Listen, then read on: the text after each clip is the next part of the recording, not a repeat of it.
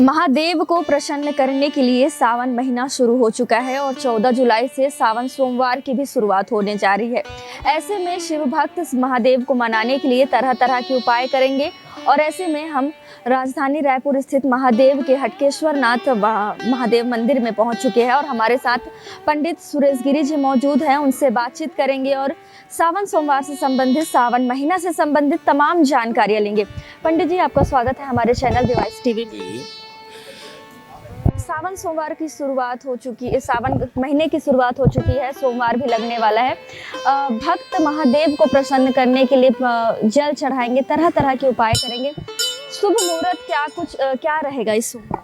देखिए, श्रावण मास अपने आप में ये पूरा मास ही शुभाशुभ है, क्योंकि भगवान शिव जी को जो है यह श्रावण विशेष मास के रूप में देवताओं ने दिया है, जिसमें एक माह का जो श्रावण मास होता है, इसमें भगवान शिव जी को तरह तरह से भगवान को रिझाने के लिए भक्तगण पूजा अर्चना, अभिषेक, धतूरा, फूल, दूध, दही, घी, मधु, शर्करा, चंदन, इत्र आदि द्वारा पूजा अर्चना करते हैं। देखिए क्या है, भगवान शिव जी का पूजा जितना भी की जाए, श्रद्धा की बात है। श्रद्धा के अनुसार जो उस भक्त को रूसता है कि भगवान का पूजन हमें इत्र से करना है, शहद से करना है, दूध से करना है, घी से करना है, वो अपने ढंग से भगवान शिव जी को मनाने का पूरी तरह प्रयत्न करते हैं। भगवान शिव को सबसे जो लोग चढ़ाते हैं बेलपत्र है और धतूरा है, उसका क्या कुछ महत्व रहता है? जी, इसमें एक चीज़ कहा गया है, भगवान शिव जी को जो है बेलपत्र क्यों चढ़ाया जाता है और किस लिए चढ़ाया जाता है, ये बहुत बड़ी महत्व वाली बात है। कि देखिए, भगवान शिव ने हलाहल विष का पान किया था और हलाहल विष का जब पान किया था तो भगवान हलाहल विष इस दुनिया को बचाने, इस संसार को, इस सृष्टि को बचाने के लिए अब अपने कंठ में भी हलाहल विष को स्थापित कर दिया, तब उसे नीलकंठ कहलाया। तो वो जहर का जो प्रभाव था वो बहुत ही गर्म और अग्नि के समान था। तो भगवान भी थोड़ा व्याकुल हुए तो वो जो है पूरे संपूर्ण वस्त्र का त्याग करते हुए व्याकुलता से सारे सृष्टि में घूमना प्रारंभ कर दिए। तो एक ब्राह्मणों के ग्राम से गुजर रहे थे, तो भगवान शिव जी का 2 लिंग था। उस लिंग के प्रभाव से जो है ब्राह्मण की स्त्रियां, पत्नियां, जो है कन्याएं जो है आकर्षित हो रही थी। तो ब्राह्मणों ने श्राप दिया कि जाओ, जो भी हो तुम, वह जो आकर्षित कर रहा है हमारी स्त्रियों को, वह लिंग तुम्हारा गिर जाए। तो वही पारा जो है इस पृथ्वी में प्रकट हुआ और पारा शिवलिंग का पूजा का विशेष महत्व माना जाता है।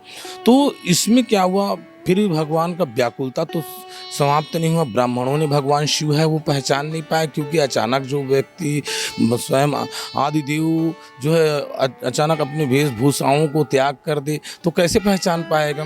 तो वो भगवान व्याकुलता से जंगल की ओर गया तो बेल के पेड़ के नीचे जो है बैठे हुए थे भगवान, और अचानक बारिश होने से जो बेल पत्ती का जो जल है टकराते हुए भगवान के मस्तक में गिर गया और मस्तक में गिरते ही भगवान शांत हो गए।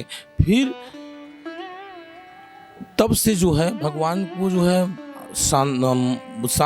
इस विश्व को बचाने के लिए, इस संसार को बचाने के लिए जो हलाहलवा विष पान किए थे, वह जो है उसके लिए बेलपत्ती शांति का प्रतीक बना। इसलिए श्रावण मास को विशेष रूप से देवताओं ने भगवान को दिया और अभिषेक पूजन आरंभ किया गया। देवताओं के द्वारा, ऋषियों के द्वारा, दानवों के द्वारा जो है अभिषेक प्रारंभ हुआ। तब से भगवान शिव जी का अनेकानेक द्रव्य द्वारा अभिषेक अर्चना करते हैं। पंडित जी, भक्त महादेव को प्रसन्न करने के लिए किन मंत्रों का उच्चारण करें?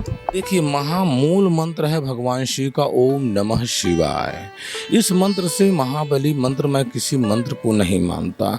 सबसे बड़ी चीज़ है कि आपकी आस्था उस मंत्र के प्रति और उस ईश्वर के प्रति कितना अटूट है, वो भक्त ही बता सकता है और भगवान। और ये भक्त और भगवान के बीच की बात है।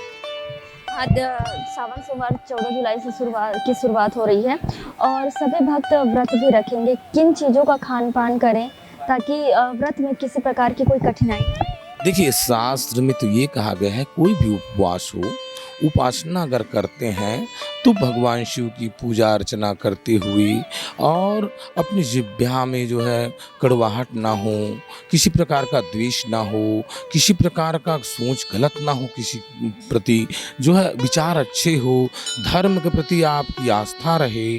और सबसे बड़ी बात यह है कि आपने जैसे पूछा कि क्या खाना चाहिए, फलाहार का सेवन करना चाहिए। लेकिन शास्त्रों में ये भी कहा गया है कि सूर्य अस्त से पूर्व एक बार भोजन करना चाहिए। लेकिन आज हमारे यहाँ कई लोगों को देखते हैं कि रात्रि काल भोजन करते हैं। भाई, दिन डूबने के बाद तो निशाचर भोज माना जाता है, देव भोज नहीं। भगवान को भी भोग लगता है दिन में ही लगता है, रात्रि में नहीं।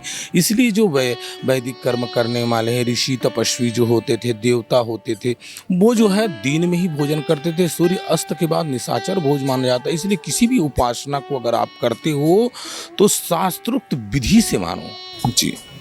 तो तमाम जानकारी के लिए महादेव घाट स्थित मंदिर के पंडित सुरेश गिरी जी हमारे साथ मौजूद थे। उनसे हमने बातचीत की और जाना कि आगामी सावन सोमवार जो 14 जुलाई से जिसकी शुरुआत होने वाली है, भक्त महादेव को प्रसन्न करने के लिए, भक्त भगवान शिव को प्रसन्न करने के लिए क्या कुछ उपाय करें, किन मंत्रों का उच्चारण करें और कैसे महादेव को प्रसन्न करें। कैमरा पर्सन नागेश्वर के साथ डिवाइस टीवी के लिए शारदा काछी की रिपोर्ट।